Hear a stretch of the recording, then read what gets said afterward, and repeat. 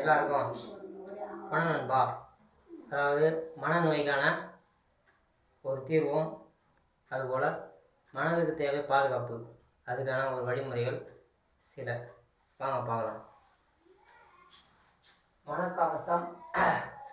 மனக்கவசம் அறிவியல் முறையில், அதாவது சயின்ஸ். வெறி சிந்தனை தேவை. எந்த ஒரு விஷயத்தையுமே தீர ஆலோசனை பண்ணி பார்க்கணும். அதுக்கு தேவை வெறி சிந்தனை. அது மனிதர்கள் மட்டும்தான் அந்த ஆணை கொடுத்துருக்காரு. தன்னைத்தானே வினா கேட்பது. எப்பயுமே அடுத்தவங்க நம்ம கேள்வி கேட்டுக்கிறோம். தன்னை எப்படின்னா கேள்வி கேட்டுருமா?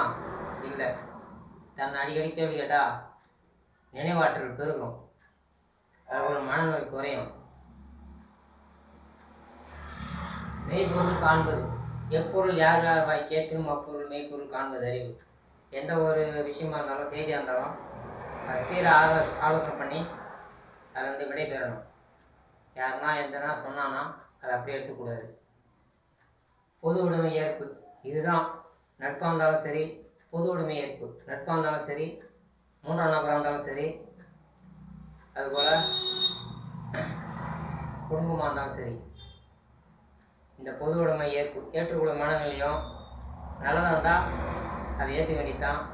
பொது உடைமை எல்லாருக்கும் எதுவும் பொதுவாக இருந்தால் அதையும் ஏற்றுக்க வேண்டியதான். அப்படி இருந்துட்டா அங்கே அமைதி எப்பயும் இருக்கும். சண்டையே வராது, கோபம் வராது, மனநோய் வராது. இது அறிவுபூர்வமாக சொல்கிறாங்க. நான் சொன்னது என்ன தப்பாக இருந்தால் என்னை மன்னிச்சிடுங்க. மனிதனுக்கு தேவை உடல் பாதுகாப்பு, மருந்து, மாத்திரை, ஊசி, மருந்து, அந்த மாதிரி. மனசுக்கு தேவை தான் மனசு தான் மருந்து, தனக்கு தான் குரு.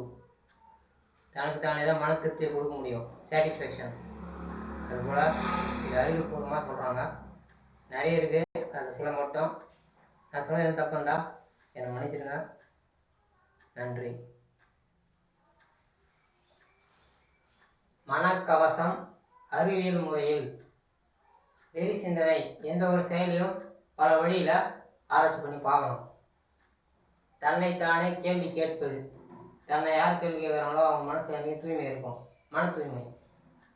மெய்ப்பொருள் காண்பது. எப்பொருள் யார் யார் கேட்கணும் அப்பொருள் மெய்ப்பொருள் காண்பது அறிவு. எந்த ஒரு செயலாக இருந்தாலும் அது உண்மை என்ன அறியணும், தெரிஞ்சுக்கணும். பொது உடைமை.